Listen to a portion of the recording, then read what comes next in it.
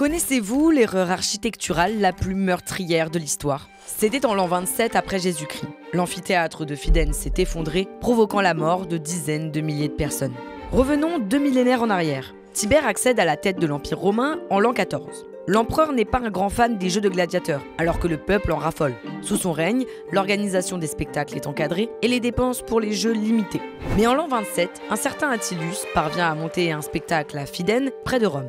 Fraîchement affranchi, cet ancien esclave ne dispose pas d'une fortune comparable à celle de l'élite qui organise traditionnellement les jeux. Alors pour accueillir le public, il fait construire des gradins en bois plutôt qu'en pierre ou en béton. Ça coûte moins cher. Il ne s'assure pas non plus de poser des fondations assez solides, d'après l'historien Tacite qui a rapporté la tragédie.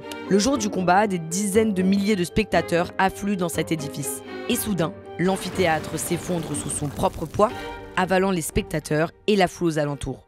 La catastrophe aurait fait environ 20 000 morts ou blessés selon Tacite. En réaction, Tibère décrète qu'un spectacle de gladiateurs ne peut être organisé qu'à condition d'avoir une fortune colossale et de vérifier la solidité du terrain où l'amphithéâtre sera construit. Quant à Attilius, il est puni, sans que l'historien Tacite ne précise son sort.